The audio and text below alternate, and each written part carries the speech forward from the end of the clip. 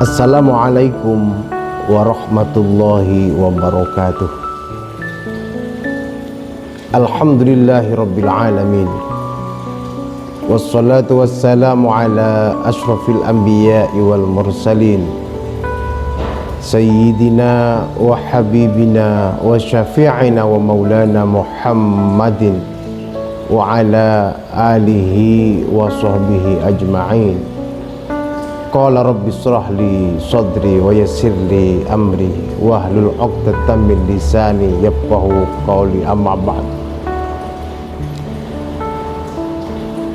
Pemirsa yang budiman dan dirahmati oleh Allah Subhanahu wa taala, ada 3 tipologi umat Rasulullah sallallahu alaihi wasallam yang tertuang dalam surat Al-Fatir ayat 32.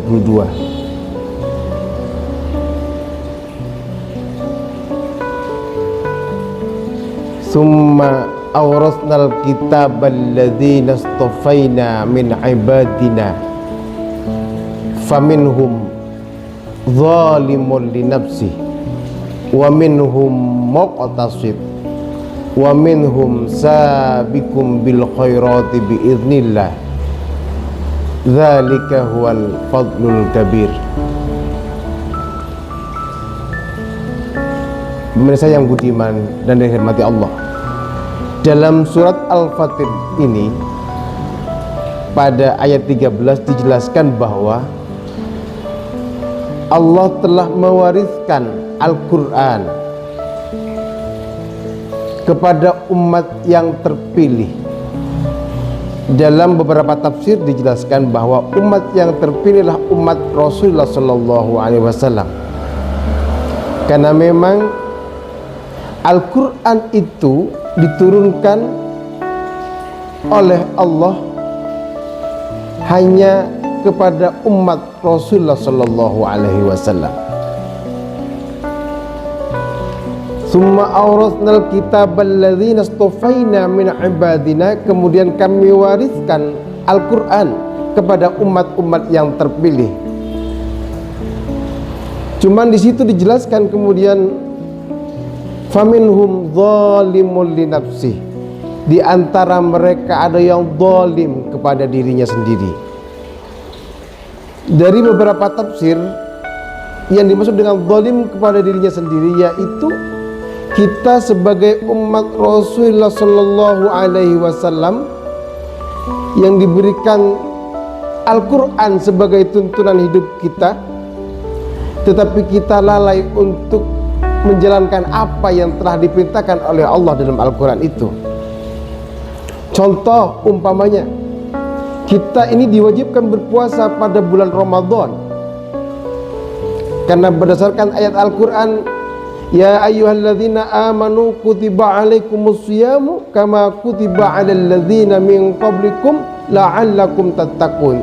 Tapi kita lalai tidak melaksanakan puasa, bahkan kita nyaman, enak dengan tidak berpuasa. Berarti kita zalim kepada diri kita sendiri. Mustafa Al-Ghalaini ini juga mempertegas dalam hal ini bahwa apa yang kita lakukan mestinya selalu berdasarkan kepada Al-Quran dan hadis sebagai pedoman hidup kita. Kalau kita diperintahkan puasa, mari kita berpuasa. Kalau kita diperintahkan sholat, mari kita sholat. Ini berarti kita tidak zalim kepada diri kita sendiri. Dan kita masih banyak hal yang seperti ini. Kita sering lalai dengan apa yang diperintahkan oleh Allah kepada kita, padahal kita tahu bahwa hukum itu wajib, bahwa hukum itu memang diperintahkan oleh Allah kepada kita untuk melaksanakannya. Kemudian dilanjutkan dengan tipologi yang kedua, wa minhum muqtasid, dan di antara mereka ada yang pertengahan. Kalau bahasanya pertengahan ini melaksanakan perintah Allah, ya, meninggalkan larangan Allah juga oke. Jadi kita memang tunduk patuh terhadap perintah Allah, tapi kita juga masih nyaman untuk melaksanakan maksiat apa yang dilarang oleh Allah Subhanahu wa taala. Ini mungkin yang banyak terjadi di antara kita.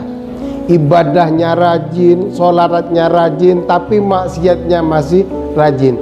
Ini namanya wa minhum muqtasid. Mereka ada di pertengahan.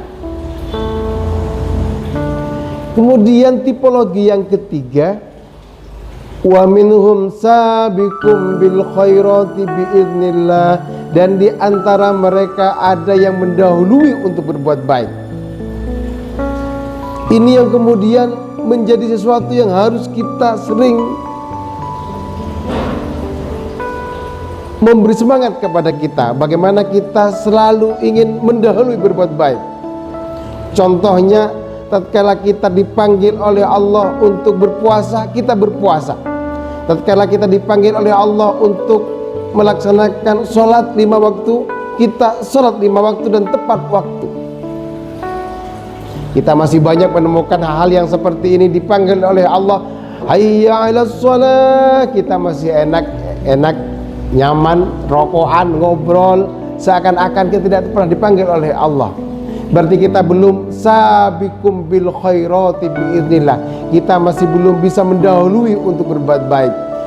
Atau kemudian kita melaksanakan sholat subuh di bulan Ramadan seperti ini, kita setelah sahur kita kemudian datang ke masjid untuk kemudian mendahului berbuat baik. Sholat malam kita juga begitu, tadarus kita juga begitu, tarawih kita juga begitu. Ini kalau kemudian kita lakukan, maka kita termasuk golongan yang ketiga, sabiqum bil khairati biiznillah. Cuman memang ini tidak mudah, karena dilanjutkan dalam ayat itu, dzalika huwal fadlul kabir. Kalau itu yang kita lakukan, maka ini anugerah yang paling besar yang kita dapatkan. Mari kita bersama-sama untuk saling menguatkan bagaimana dengan izin Allah, dengan mendapatkan izin dari Allah Subhanahu wa taala untuk memperoleh keutamaan yang paling besar yang seperti ini, yaitu dengan mendahului berbuat baik. 3 tipologi ini yang kemudian Allah gambarkan dalam surat Al-Fatir ayat 32 kepada umat Rasulullah sallallahu alaihi wasallam. Kemudian pertanyaannya, kira-kira kita ada di tipologi yang di mana? Yang keberapa? Yang pertama, zalimun li nafsi au muqtasid au sabiqum bil khairati biiznillah. Mudah-mudahan kita ada di tipologi yang ketiga ini, yang kemudian kita memperkuat tingkat keimanan kita, apalagi kita berada pada bulan Ramadan yang pahalanya dilimpahkan oleh Allah Subhanahu wa taala.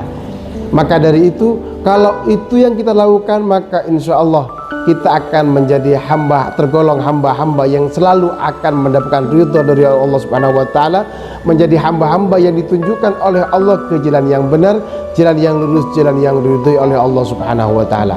Mudah-mudahan ada manfaatnya, dan ini yang dapat kami sampaikan. Akhiran wallahul muwaffiq ila aqwamit thoriq. Wassalamualaikum warahmatullahi wabarakatuh.